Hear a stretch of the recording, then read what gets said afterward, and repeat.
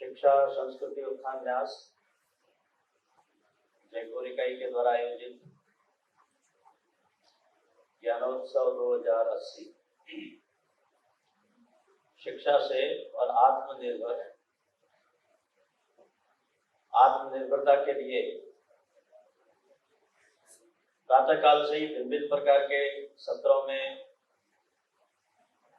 और अनेक यहाँ पर विद्वान लोगों को सुनने का अवसर मिला।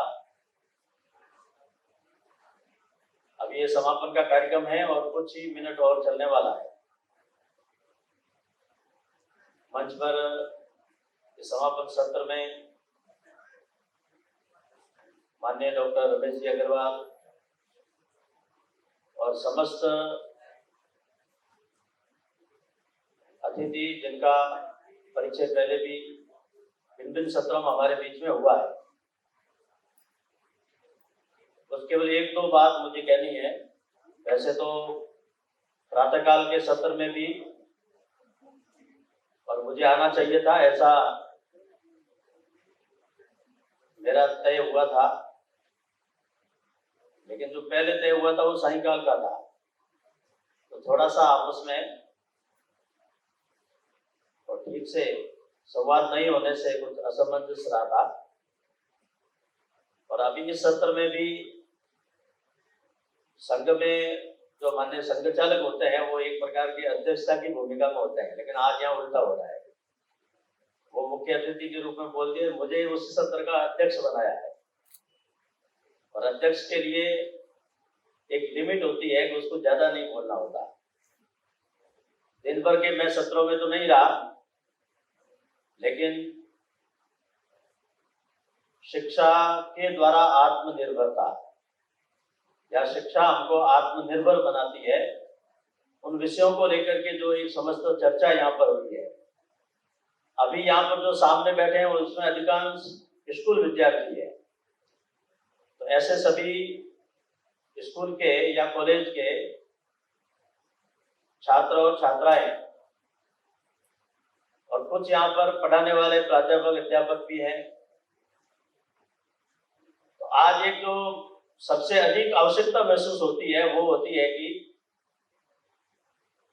विद्यार्थी जब स्कूल पास करके कॉलेज में आता है तब उसको एक योग्य जो करियर गाइडेंस के रूप में या उसको सलाह जो मिलनी चाहिए वो नहीं मिल पाती।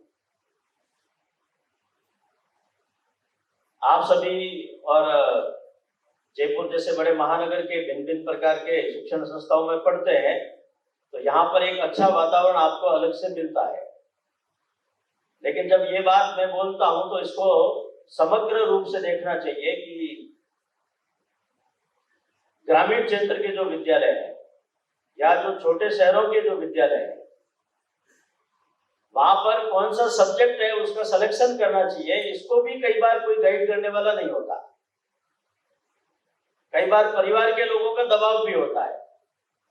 लेकिन जो नई शिक्षा नीति आ रही है उसके अंदर, और जिसके लिए शिक्षा संस्कृति उत्थान न्यास ने एक लंबा संघर्ष किया है,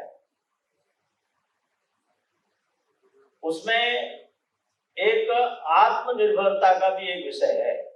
हम आत्मनिर्भर कैसे बने, हम अपने पैरों पर कैसे खड़े हुए, क्योंकि एक डिग्री हासिल करने के बाद में हर कोई नौकरी के लिए तलाश में रहता है। हम सब जानते हैं कि अपने संपूर्ण राजस्थान में 2.5% से अधिक आबादी की गवर्नमेंट नौकरी नहीं है। लेकिन जब कोई भी इस प्रकार की नोटिफिकेशन जारी होता है किसी नौकरी के लिए, तो कितनी बड़ी संख्या के अंदर लोग फॉर्म भरते हैं। इसलिए आज आवश्यकता है कि 9वीं 10वीं कक्षा से ही अध्यापक है तो अध्यापकों से निवेदन है कि वो प्रार्थना सभा के अंदर अपने विद्यार्थियों को, छात्रों को और इस प्रकार से मार्गदर्शन दें कि उनको कौन सा और विषय चयन करना है, और केवल किताबी ज्ञान के लिए नहीं।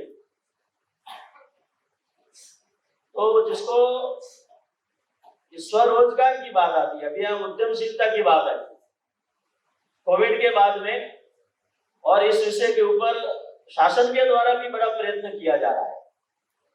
नए नए प्रकार आ रहे हैं। नए नए ऐप आ रहे हैं, स्टार्टअप आ रहे हैं, और सबसे बड़ी बात है स्किल की। और इसलिए मैं निवेदन करूंगा कि हमारे जो परंपरागत जो रोजगार है उसके अंदर कौशल निर्माण करके और हम सबको अपने उन उद्योगों की तरफ जाना चाहिए। हर किसी को नौकरी नहीं मिलेगी, केवल श्रम से और जो एक उसके प्रति अश्रद्धा जो निर्माण हुई वो बड़ी घातक है। मेहनत नहीं करना चाहते, इसलिए मैंने कहा है कि 9वीं 10वीं 11वीं 12वीं स्कूल की जो पढ़ाई करते समय यदि ठीक से उनको इस प्रकार का गाइडेंस मिलता है करियर को लेकर के, विषय को लेकर के, भविष्य को लेकर के, तो विद्यार्थी जीवन से हम इस बारे में जब सोचेंगे और जब कॉलेज के अंदर आएंगे तो कहीं न कहीं एक कौशल के और बढ़ने का भी हमारा एक मन रहेगा।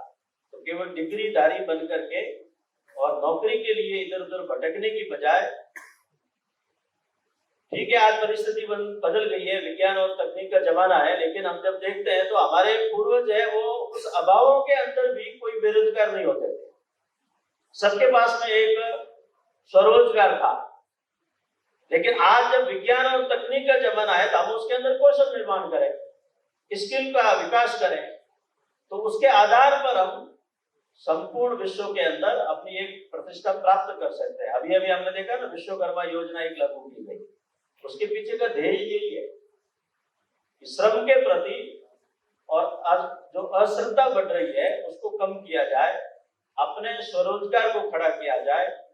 हम शिक्षा के साथ में कौशल को जोड़ करके कैसे आत्मनिर्भर बन सकते हैं और उसके द्वारा हम अपने जो भी हमारी एक जो परंपरागत इस प्रकार के रोजगार थे उनको पुनः तकनीक के साथ विकसित करके संपूर्ण विश्व के अंदर और अपने देश की अर्थव्यवस्था को आगे बढ़ा करके कोई कोई एक योगदान दे सकते हैं। और बेरोजगार बन करके इस प्रकार का एक तमगा लगा करके हम दुनिया में न बढ़ गए, तो उस दिशा में भारत की आज शिक्षा व्यवस्था आगे बढ़ने का एक प्रयत्न कर रही है। और इसलिए सभी छात्र छात्राएं, प्राध्यापक, अध्यापक मिलकर के यदि हम समय समय पर ठीक से अपने विद्यार्थियों का मार्गदर्शन करेंगे तो निश्चित रूप से इस दिशा के अंदर बहुत आगे बढ़ेंगे। इस सत्र में मुझे बुलाया शिक्षा संस्कृति उत्थान न्यास का मैं बहुत बहुत आभार व्यक्त करता हूँ। आप सबने सुना, सबका बहुत बहुत धन्यवाद। जय भारत।